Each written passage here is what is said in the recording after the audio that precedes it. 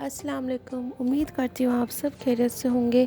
तो यहाँ पे मैंने सोचा कि क्यों ना फिर से अपनी व्लॉगिंग स्टार्ट की जाए।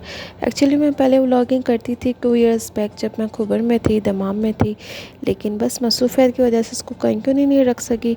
तो अब कुछ दिन नहीं, मैं बहुत टाइम से सोच रही हूँ कि यार अपनी व्लॉगिंग स्टार्ट करूँ फिर से, क्योंकि पहले जब मैंने अपनी व्लॉगिंग डाली थी और यूट्यूब की वीडियोस मैंने डाली थी तो मुझे रिस्पांस बहुत अच्छा आया था। तो बस यही था कि फिर से स्टार्ट करूँ। तो इंशाल्लाह उम्मीद है कि इस दफ़ा भी रिस्पांस अच्छा आएगा। तो खैर, अब मैं खुबर दमाम में नहीं रहती, अब मैं रियाद आ गई हूँ।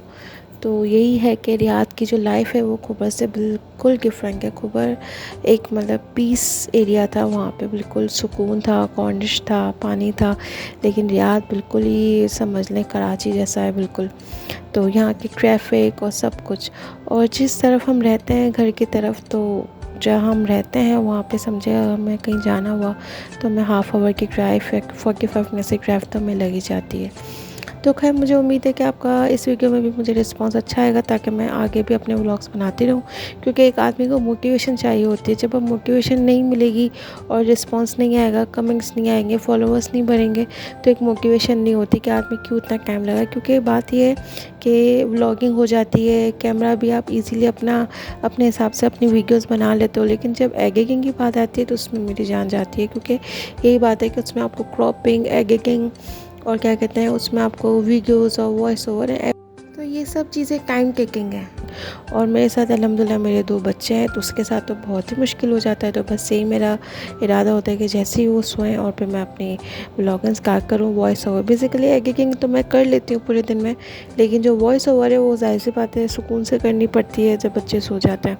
तो उम्मीद है आपको ये वीडियो मेरी पसंद आएगी, और ताकि आप मुझे अपना फीडबैक दें और मुझे मोटिवेशन दें ताकि मैं दूसरी वीडियोज़ भी अपलोड करूँ। तो यहाँ पे आ गए थे वेकेशंस, सऊदी अरब में, मैं रियाद में हूँ। तो यहाँ पे वेकेशंस आ गए थे। जो रियाद में रहती हैं, जो सऊदी अरब में रहती हैं, उनको अंदाज़ा होगा कि यहाँ बच्चों के स्कूलों की छुट्टियां पड़ गई हैं। तो बेसिकली जो स्कूल गोइंग चिल्ड्रंस हैं वो घर पे बैठना प्रेफर नहीं करते हैं।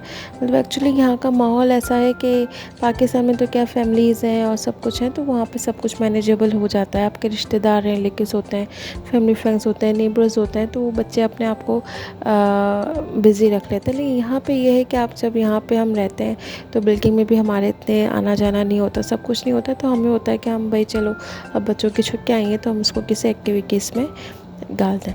तो बस ये रेयान का अपना ही स्कूल है, घर के पास ही है। तो फिर हम जब यहाँ पे गए थे, हमें अंदाज़ा नहीं था यहाँ पे इतनी सारी एक्टिविटीज़ हो रही होंगी। जब हम यहाँ पे गए तो अल्हम्दुलिल्लाह यहाँ पे बहुत सारी एक्टिविटीज़ थी। तो मैंने यही सोचा कि हम ना जैसे घर की मुल्की दार बराबर जैसा सीन हो जाता है हमारा। क्योंकि जब चीज़ करीब में होती है तो उसकी वैल्यू नहीं होती। तो बस मैं इतने टाइम से बस देख ही रही थी कि मुझे कोई इसका समर कैंप मिल जाए, ताकि वो इजीली अप डाउन कर सके, कोई हमें कन्वेंस का मसला ना हो। जैसा कि मैंने बताया कि किसी जगह पे जाने के लिए हमें, रियाद में ऐसा है कि किसी जगह जाने के लिए हमें कम से कम 30 मिनट से 45 मिनट्स लग ही जाता है। तो बस मेरी प्रेफरेंस यही थी कि हमें कोई ऐसी जगह मिल जाए, ऐसा करीब में कुछ मिल जाए, ताकि इसकी एक्टिविटीज़ भी कंटिन्यू रहे और ये भी सेक रहे। तो बस अल्हम्दुलिल्लाह अल्लाह का शुक्र है, हमें यहीं पे इसके स्कूल में एक्टिविटीज़ मिल गई, जहाँ कराटे, जिमनास्टिक और सब कुछ हो रहा था। तो बस हम यहाँ पे देखने के लिए आए थे कि हम इसको क्या क्या एक्टिविटीज़ कराएं और क्या नहीं। तो बस फिर हमने छोटी सी मैंने कहा सोचा इसकी वीडियो बना लेती हूँ।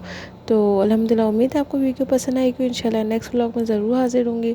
दुआ में याद रखिएगा। अल्लाह हाफ़िज़।